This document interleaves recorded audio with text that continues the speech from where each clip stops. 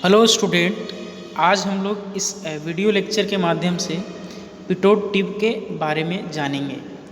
Pitot tube का use कैसे करते हैं और पिटोट ट्यूब होता कैसे है, उसको हम लोग आज स्टडी करेंगे। तो सबसे पहले पिटोट ट्यूब देखते हैं कि पिटोट ट्यूब होता कैसे है। ये देखिए, ये जो दिख रहा है आपको एल शेप का, ये बिल्कुल लगा हुआ जो दिख रहा है, ये आपका पिटोट ट्यूब है। फ्रंट पे क्या है, एक छोटा सा छिद्र है, छोटा सा हॉल है। ये जो पिटोट ट्यूब है एयरक्राफ्ट में अटैच है। एयरक्राफ्ट बोले तो आपका हो गया एरोप्लेन, हेलीकॉप्टर वगैरह जो भी स्काई में उड़ते हैं। ऐसे भी हम लोग बोल सकते हैं कि इसको शिप में भी अटैच कर सकते हैं, बोट में भी अटैच कर सकते हैं। अटैच करने का ऑब्जेक्टिव क्या है आपका? वेलोसिटी मेज़र करना, कि जो मेरा इंस्ट्रूमेंट है वो कितनी वेलोसिटी से मूव कर रहा है, उसको फाइंड आउट करने के लिए हम लोग पिटोट ट्यूब का यूज करते हैं। तो कैसे फाइंड आउट करेंगे, एक्सप्रेशन देखते हैं। ये आपका पिटोट ट्यूब है, ठीक है। ये कैसा होता है? एल शेप का होता है, ठीक है। एक ट्यूब, ये जो ट्यूब है इसका एक एंड वाटर के अंदर यानी कि फ्लूइड के अंदर, और दूसरा जो एंड होता है या तो एटमॉस्फेयर में ओपन होता है या मैकेनिकल गेज से कनेक्टेड होता है, जहाँ पे वेलोसिटी मेज़र किया जाता है। और इसका मेन ऑब्जेक्टिव क्या है कि हमको वेलोसिटी फाइंड आउट करना होता है। अब प्रिंसिपल की बात करें कि इसका प्रिंसिपल क्या है पिटोट ट्यूब का, तो उसको डायग्राम के एनालिसिस से समझेंगे।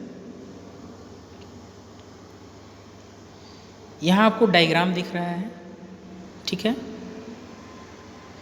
ये जो हैचिंग लाइन है, ये वाटर का लेवल आपको बता रहा है। इसमें हमने क्या किया, एक पिटोट ट्यूब को इंसर्ट कर दिया है ना, इमर्ज कर दिया है। और हमने क्या किया है कि एक पॉइंट कंसिडर किया है जो 1 है ना, 1 पॉइंट है। और ये यहाँ पे देख रहे हैं, ये जो छोटा सा पॉइंट नज़र आ रहा है पिटोट, यहाँ पे स्टैग्नेशन पॉइंट, ये आपका पॉइंट नंबर 2 है। पॉइंट नंबर 2 को स्टैग्नेशन पॉइंट भी बोलते हैं। कौन सा पॉइंट बोलते हैं? Stagnation point. अब यहाँ होता क्या है एक्चुअली, इसको समझने के लिए, जैसे ये फ्लूइड फ्लो कर रहा है, ठीक ना, फ्लूइड फ्लो करता है, ये किसी चैनल में फ्लो कर रहा होगा, यानी कि रिवर होगा या फिर कैनाल होगा, उसमें फ्लूइड फ्लो कर रहा है, वाटर फ्लो कर रहा है। अब क्या होता है कि जैसे ही ये फ्लूइड इस होल के पास आता है, इसमें एंटर करता है, तो थोड़ी दूरी ट्रैवल करने के बाद पॉइंट 2 पे वेलोसिटी क्या हो जाता है? 0 हो जाता है ना। पॉइंट 2 पे क्या होता है? वेलोसिटी 0 हो जाता है। तो यहाँ पे जैसे ही वेलोसिटी 0 होता है, यहाँ पे जैसे ही आपका वेलोसिटी 0 होगा, तो जो फ्लूइड आ रही थी इस डायरेक्शन से, तो उसमें क्या था आपका? काइनेटिक एनर्जी, है ना। अगर फ्लूइड आपका मोशन में है तो इसका मतलब क्या है कि उसमें काइनेटिक एनर्जी है। जैसे ही आपका वेलोसिटी यहाँ पे 0 होता है, तो ये काइनेटिक एनर्जी कन्वर्ट हो जाता है प्रेशर एनर्जी में। किस में कन्वर्ट हो जाता है? प्रेशर एनर्जी में। और उस प्रेशर एनर्जी की वजह से ये हाइट आपको पिटोट ट्यूब के अंदर में मिलता है, ठीक ना। ये पिटोट ट्यूब के अंदर में ये हाइट मिलता है। एक चीज़ और समझना है कि ये जो हाइट है, ये इसको स्टैटिक हेड बोलते हैं। क्यों? क्योंकि ये लिक्विड के अंदर है और इतना हाइट तो आना ही आना है, यानी कि स्टैटिक हेड है, ये कांस्टेंट है, ये वैरी नहीं कर सकता है।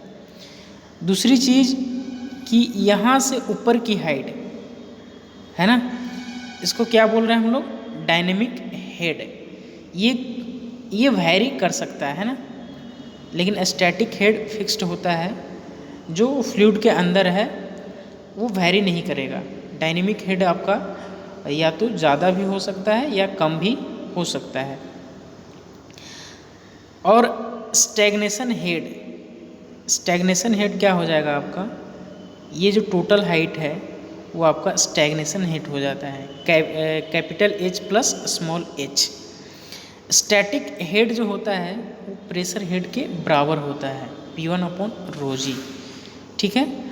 और स्टैग्नेशन हेड P2/ρg के बराबर होता है। और आपका स्टैग्नेशन हेड किसके बराबर भी है, capital H plus small h के बराबर। इस पॉइंट को ध्यान में रखना है। अब यही आपका प्रिंसिपल भी था। यहाँ पे देखिए प्रिंसिपल ऑफ पिटोट ट्यूब क्या बोल रहा है कि वेलोसिटी ऑफ फ्लोइंग फ्लूइड, जो फ्लूइड बह रहा है, at a point become zero, velocity क्या हो जाता है, जीरो हो जाता है। देन क्या होता है, kinetic energy of fluid is converted into pressure energy. जो भी फ्लूइड का काइनेटिक एनर्जी होता है इस पॉइंट का, जैसे ही ट्यूब के अंदर जाता है वो प्रेशर एनर्जी में चेंज हो जाता है, ठीक है। अब क्या करते हैं हम लोग, दो पॉइंट के बीच में बर्नौली इक्वेशंस को अप्लाई करते हैं। यहाँ पे देख सकते हैं डायग्राम में, ये जो पॉइंट है ये 1 पॉइंट है, और यहाँ पे जो पॉइंट है एक कंसीडर किया हुआ है ये पॉइंट 2 है, यानी कि सेक्शन 1 और सेक्शन 2 हम लोग बोल सकते हैं। तो ये जो देख रहे हैं, अब क्या करना है आपको, बर्नौली इक्वेशंस का यूज करना है। बर्नौली इक्वेशन क्या होता है आपका, P1/ρg plus V1² plus Z1 equals to P2/ρg plus V2² plus Z2। Point 1 और पॉइंट 2 एक ही लाइन में है ना, यहाँ पे पॉइंट 1 है और यहाँ पे पॉइंट 2 है ना। तो इसका जो डेटम होगा दोनों लाइन का क्या होगा, ये Z1 ये Z2 दोनों इक्वल हो जाएंगे, दैट मीन्स कैंसिल आउट हो जाएंगे। और V2 तो आपको पता ही है कि 0 है, तो Z1 कैंसिल आउट हो जाएगा Z2 से, और V2 आपका 0 है तो ये टर्म भी आपका 0 हो जाएगा। Z1 कैंसिल आउट हो जाएगा G2 से, V2 0 है तो ये भी कैंसिल आउट हो जाएगा।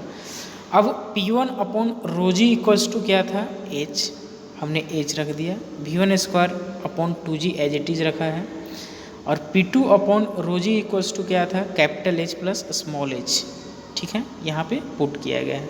और V2 आपका 0 था तो कैंसिल आउट हो गया। यहाँ से V1²/2g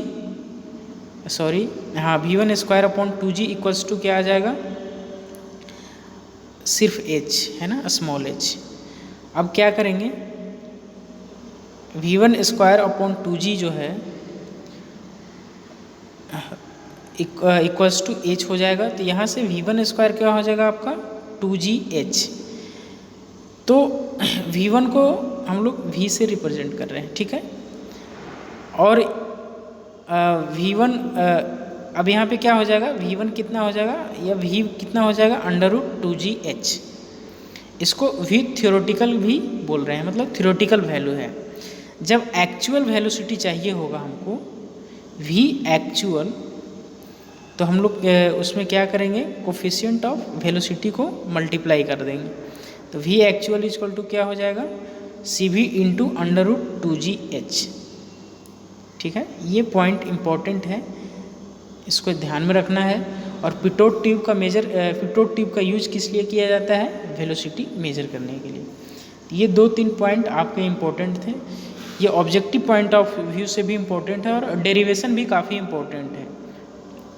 आई होप ये इस वीडियो के थ्रू आपको समझने में हेल्प हुई होगी, पिटोट ट्यूब क्या है और इसका यूज कहाँ होता है। Okay, thank you.